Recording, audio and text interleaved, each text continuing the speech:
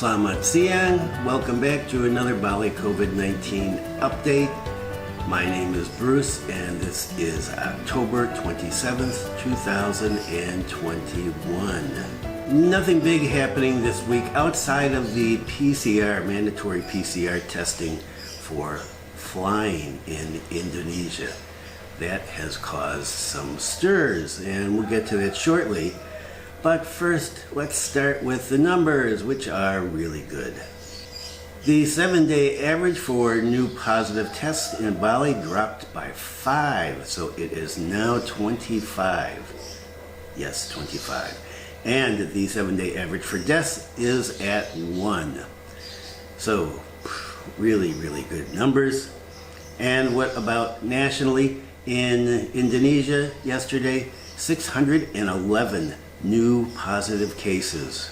Amazing. And deaths, 35. So we've come a long way. And this explains partly why the government is going so slow with the reopening of Bali to direct international flights.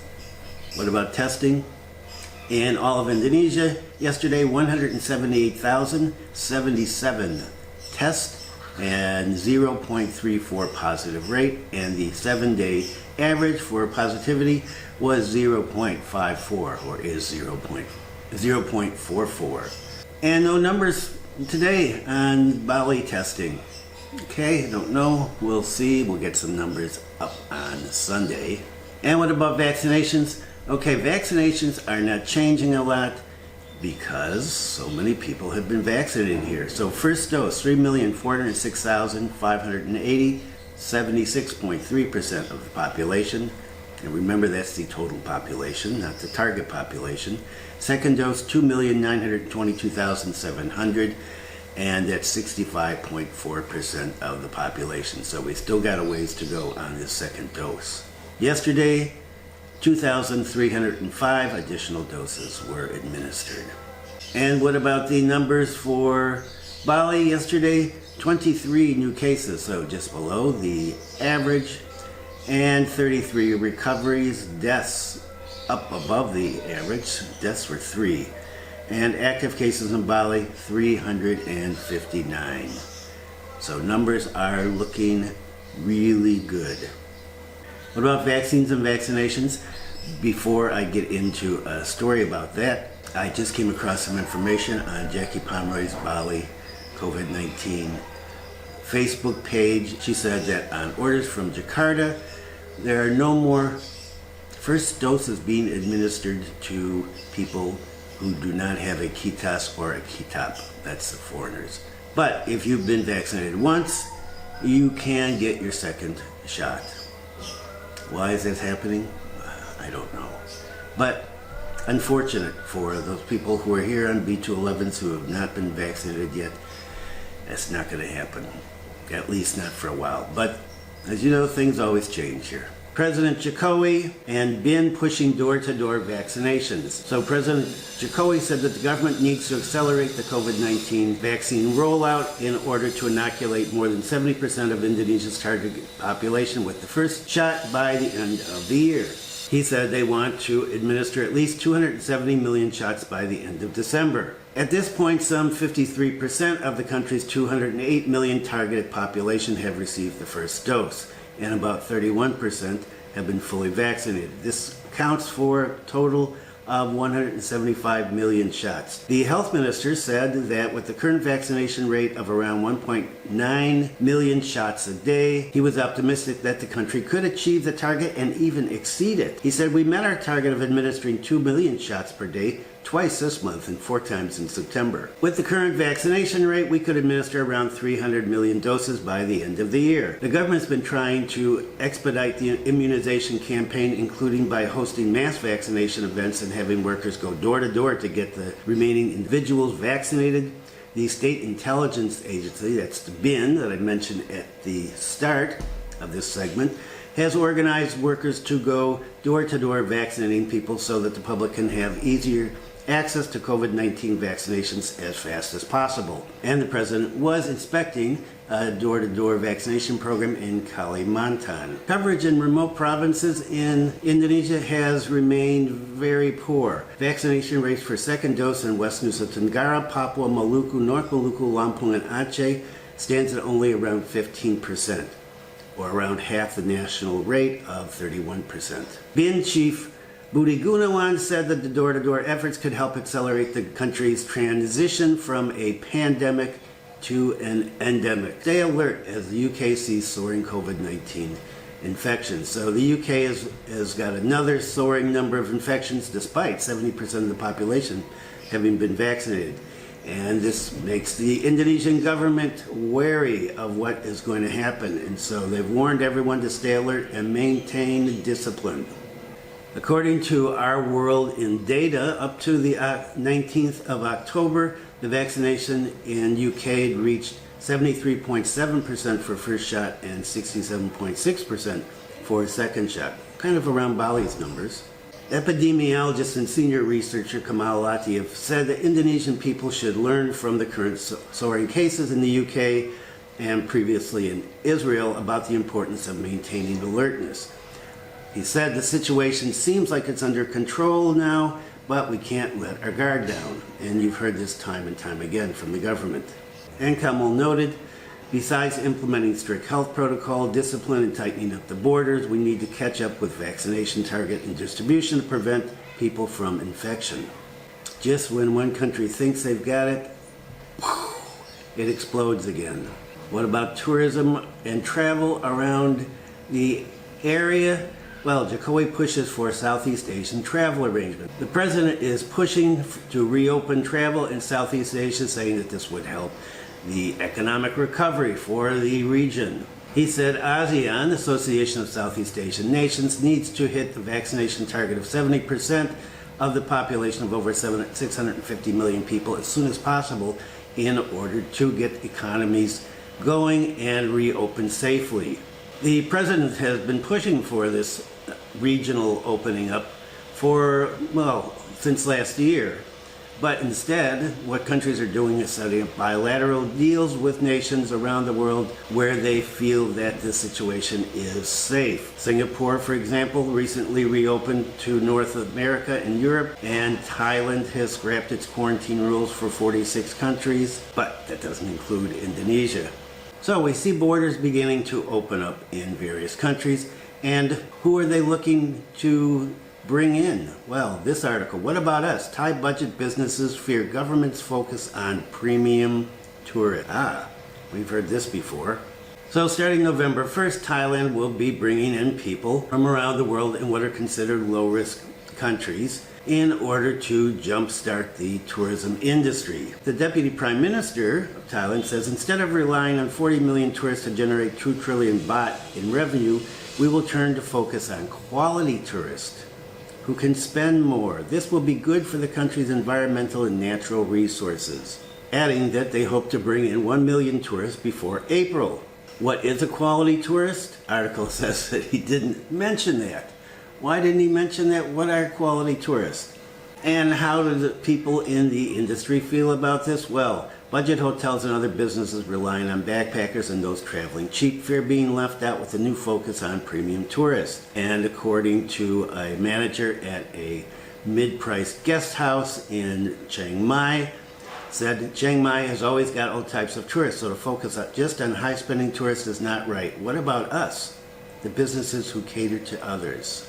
And here is an interesting paragraph. The pandemic routed flights and shuttered businesses worldwide and has pushed authorities from Amsterdam to Bali to pledge a more sustainable model that is less reliant on mass tourism that has damaged the environment and angered local residents priced out of homes.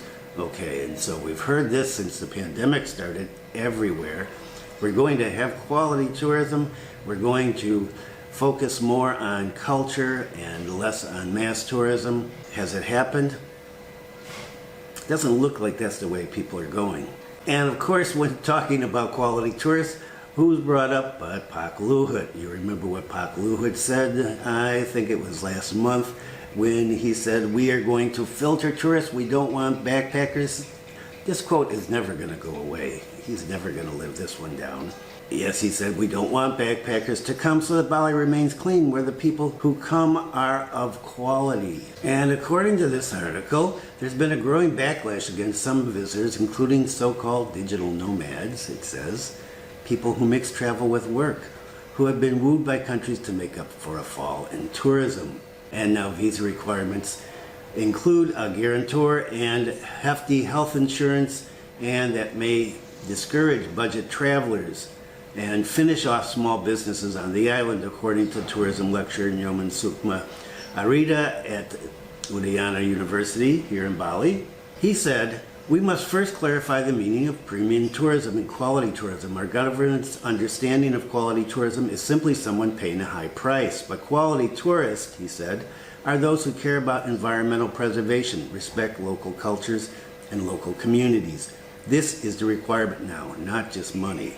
And according to Stuart McDonald, founder of Southeast Asia travel website Couchfish, never heard of that one before, he said, well, the coronavirus gave the tourism industry a chance to rethink tourism, but the approach of Thailand and Indonesia in reopening does not suggest that they are planning on walking their talk. He said, in prioritizing so-called premium tourists, authorities are falsely conflating quality with higher spending and limited environmental impact. High-end tourism has by far the highest environmental impact and is the most prone to economic leakages, while budget travelers often best manifest the trickle-down effect, putting money directly into the hands of locally owned and run small and medium enterprises. They also tend to travel far more widely and stay longer in the country. And that's been my experience here. If you stay at mom and pop homestay, a guest house, an inn, whatever you want to call it, you're paying directly into the owner's hands, not into, well, whoever happens to own the hotels if you're staying in luxury hotels. Usually not somebody from Bali. How is this going to go with the push for quality tourists? I don't know. We'll just have to wait and see. But I know everybody has an opinion on this, and so if you would like to add yours, please make a comment below. The big news since the last video has been about domestic tourism. Many tours canceled to Bali due to mandatory PCR tests. The government is again requiring PCR tests in order to board a flight domestically. And as expected, this has made people in the tourism industry in Bali unhappy. Why has this made people unhappy in the tourism industry? Well, because the PCR test is quite expensive compared to the antigen test.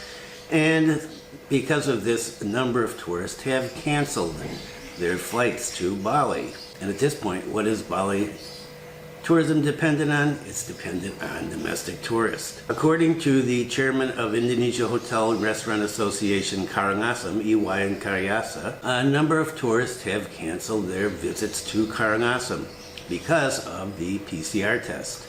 He said domestic tourists that want to come to Karangasem have been thinking again because of the additional expense, and that for families this is especially difficult. And what about the cost for the PCR test? Government slashes PCR test cost to $21. I'm not sure why they're using dollars in this story. So President Jokowi has urged a further reduction in the PCR test amid mounting pressure from air passengers who are obliged to undergo the test in order to travel. The President wants the cost of tests to be reduced to 300,000 rupiahs, and that the diagnostic results would be valid for 3 days. According to our old friend Pak Luhut, the government has no intention to scrap PCR test requirement for air travelers in the near future. Instead, it will be expanded to land and sea transport when necessary. PCR test requirement will be implemented in other modes of transportation ahead of Christmas and year-end holidays, he said. Getting ready for the holiday season, a lot of what I've been talking about over the last week or so has been what's going to happen during the holiday season, and that has everybody here worried, apparently. Why? Based on a spike last year during the holiday season. According to Pak Luhut, we learned from other countries that loosened their community restrictions and health protocols only to see an uptick in new cases despite having a higher vaccination rate than us. So the PCR test was originally 1.5 million, as much as 1.5 million rupiah. Then it was dropped to 550,000 in August, and now the president wants it dropped to 300,000.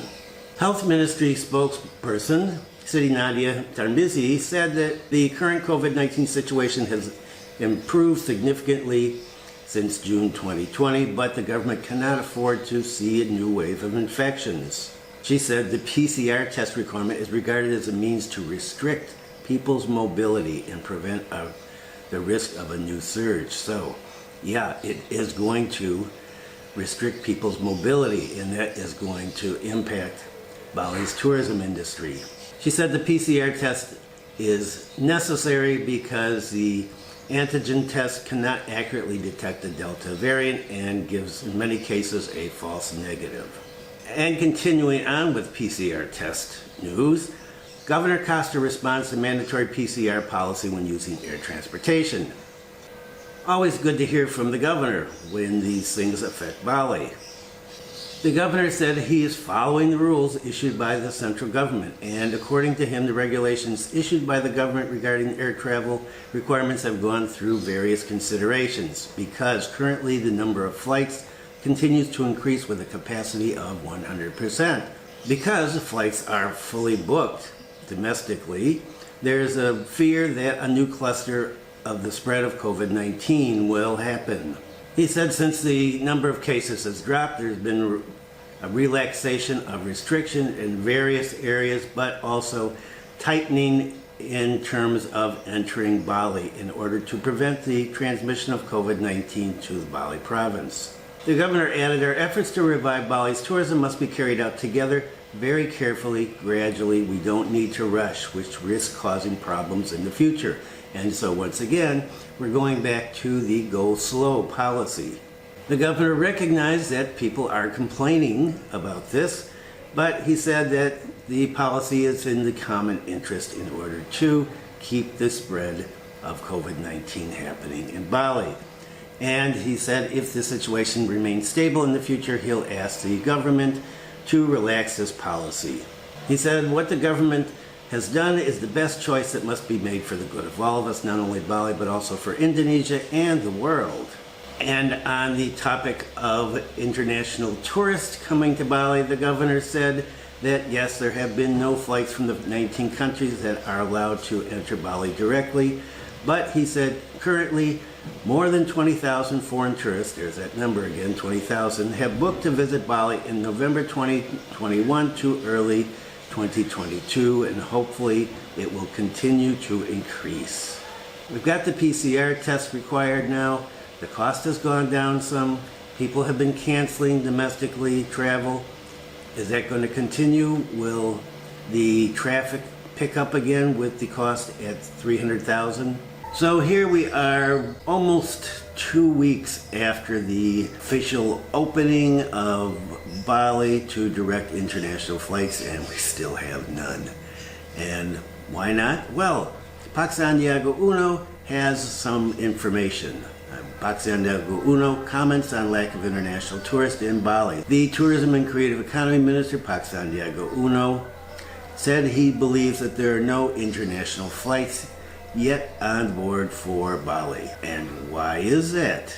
Well, he gave an explanation. He said that flight slot applications are submitted by airlines after an analysis of the level of demand, but that the level of demand depends on disseminations and promotions conducted by the airlines. And so the information came about late in terms of the actual opening day, and he said he believes that it takes time for the air carriers to offer international flights that refer to the demands from the market. He said it takes time for the entire process to unfold. And so we're going to have to wait a little longer. Okay, no problem. And Pak Sandiaga said the tourism ministers offered Bali tourism packages to travel agents located in the 19 countries, and the packages are under the It's Time for Bali social media campaign. Okay, I haven't seen any of this yet. Has anybody seen any of the It's Time for Bali social media campaign?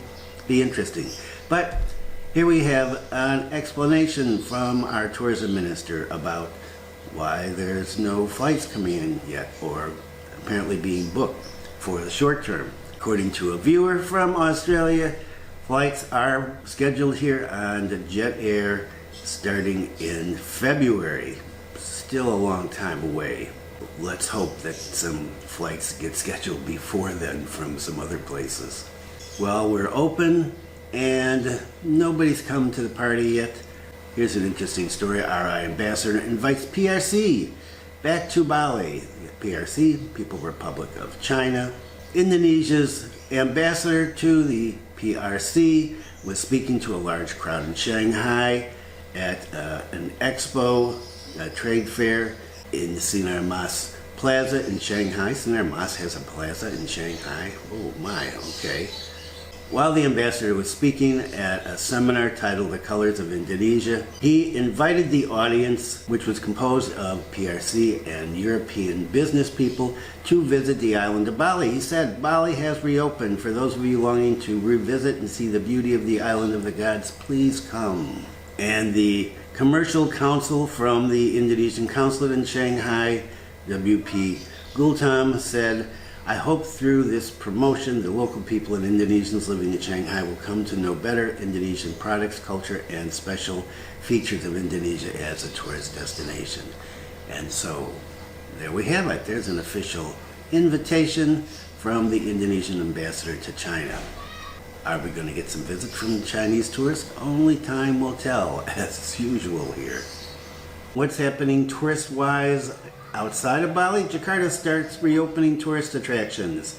The provincial government of Jakarta has decided to reopen a number of tourist attractions. Some have been open for a while. That includes Rangunan Zoo, I've never been there, and Ancol, which has been open since September.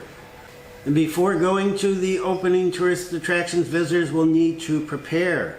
So they're going to have to be vaccinated, download the Peduli Lindungi or Jaki app, selecting a location with CHSD certificates, making reservations online, and going in small groups. And once there, you'll need to follow the protocols, which includes wearing a mask and social distancing, paying non-cash, and routinely washing hands or using hand sanitizer.